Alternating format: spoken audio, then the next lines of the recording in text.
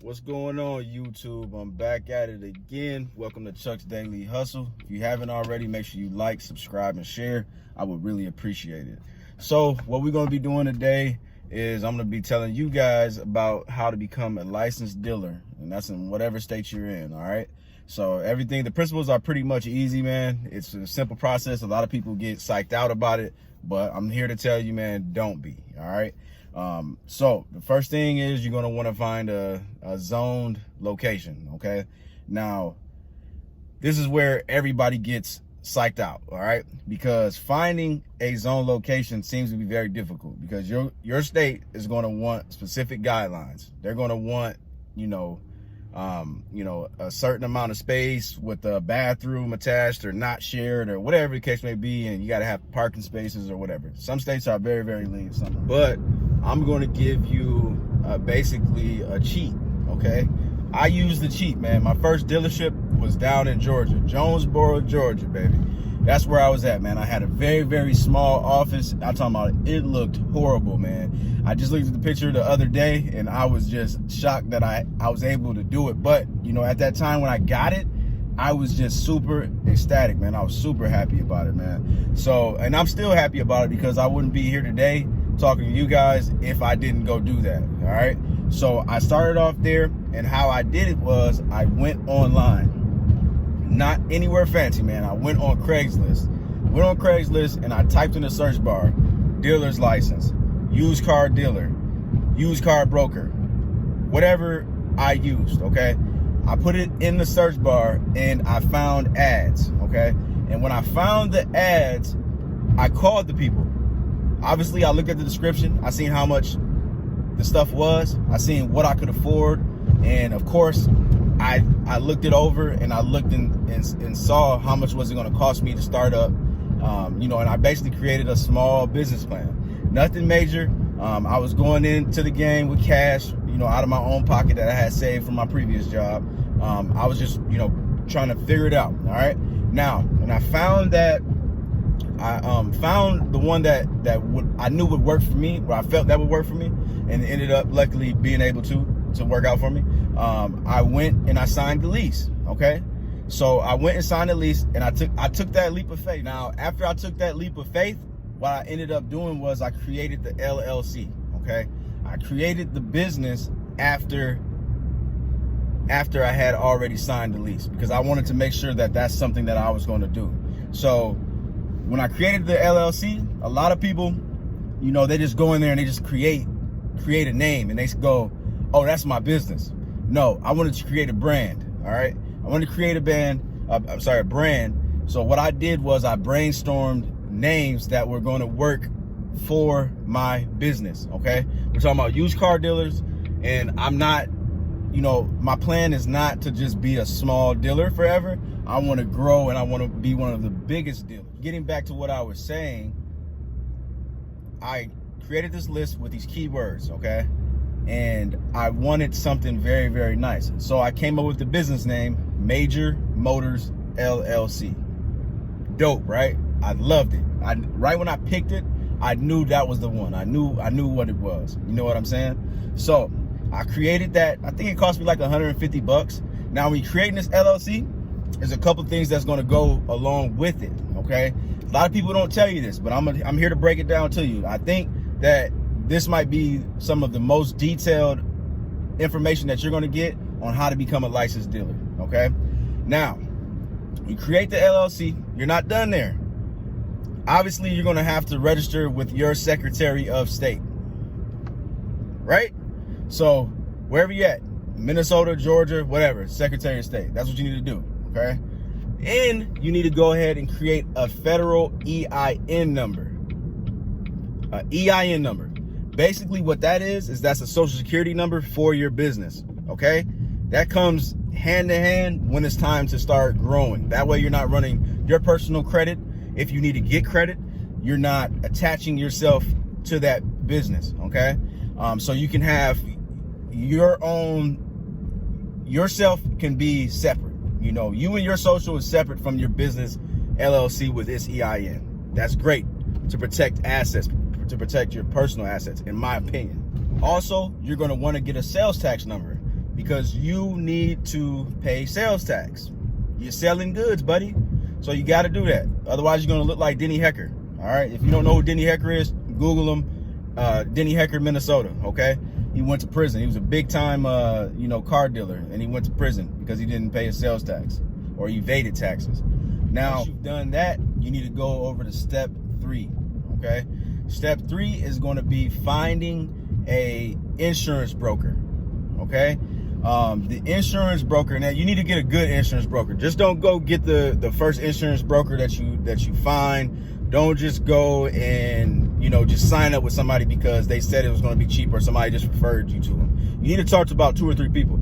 We're talking about a business, man. We're not talking about we're going to buy a pair of shoes. We're talking about something that's going to be with you if you're serious. If you're serious, you'll be in a game like me. It's been 5 years. I started the first business when I was 24 years old. Okay, I'm 29 years old. I've been in the game 5 years. I've been selling cars for actually 10. I started off on Craigslist. I'll talk to y'all about that in a different story. But like I was saying, you need the insurance broker. You need them because you're going to need garage liability and the surety bond for your vehicle. Okay, you need that. That's just a part of the requirements. Okay, the surety bond is going to bond your company, and then your garage liability, basically I like to call it fleet insurance. Okay, that's going to insure vehicles that you're buying, that you have on your lot, that you're driving. So if anything happens, you get into a crash, that's going to protect you. Don't always just go with the minimum what the state says. And now any good insurance broker is going to let you know. Mine's preferably, he was like, no, Chuck, no, don't get the cheap one. You can go to the other people and pay that amount, but I'm not selling that to you. And that's what I knew. That was my guy, and I've been with him ever since then. Okay, all right, so now that brings us to number 4, baby.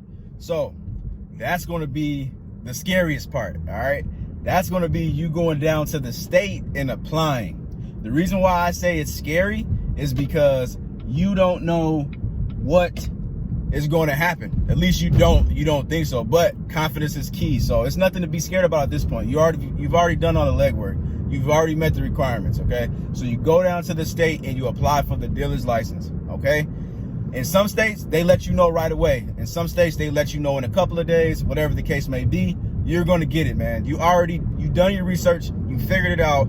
You've done everything that you were supposed to do and plus more, and you're going to apply and you're going to get it. Awesome. You got your dealer's license, man.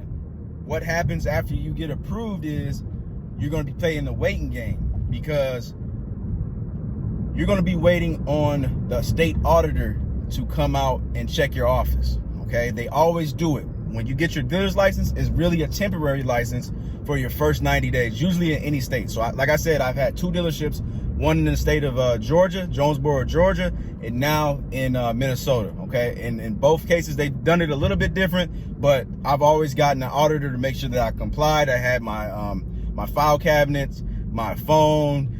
Some states require you to make sure you have internet, in a locking file cabinet is what they need, a desk and a chair. Usually that's what they want. So in the meantime, while you're waiting on that to happen, obviously you're going to be selling cars. You can't sell cars if you don't have access to the auctions.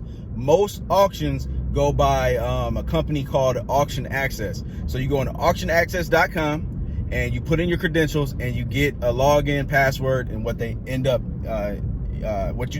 generating from that is called a 5 million number. Okay, so you get that 5 million number and you're able to register with different auctions: Odessa, Manheim, IAAI, Copart. You can go ahead and apply to gain access, and you're going to get it. They're not going to deny you unless you obviously owe them money on a different business or something like that. Okay, so you get that, and then you're ready. Start buying your cars, man.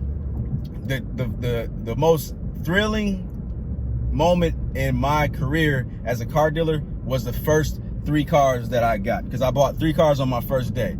Now, I messed up, and you will mess up unless you take the time to do what you need to do. Okay, and I'll talk to you guys about that on a different video on how to be a successful car dealer. But yeah, you grab your cars and you get ready to sell them.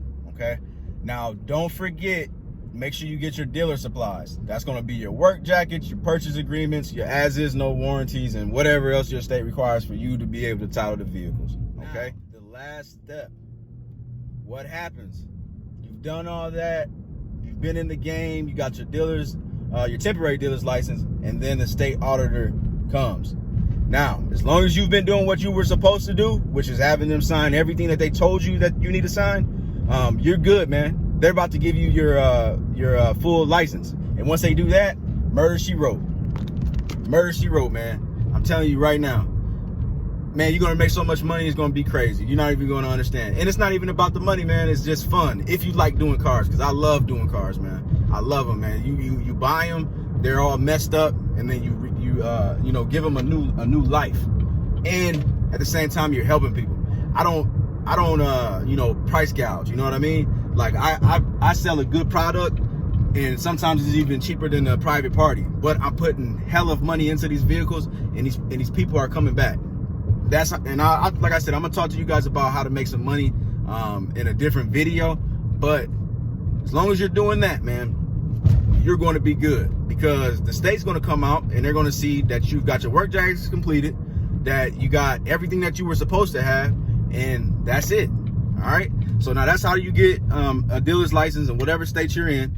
If you feel like you need more information, please feel free to go ahead and comment below. And once again, thanks for supporting me, Chuck's Daily Hustle. Make sure you like, subscribe, and share.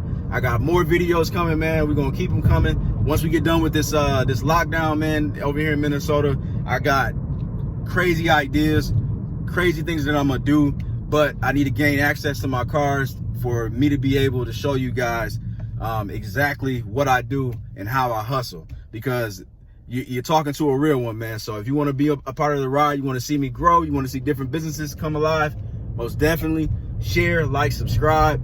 I really appreciate it. Thanks. Man, I almost forgot. Go ahead on Instagram. Go ahead and follow me, Chuck's_Daily Hustle. And then go to Facebook, like and follow my page, Chuck's Daily Hustle. Once again, I appreciate it. Go ahead and smash that notification bell so you can stay up to date.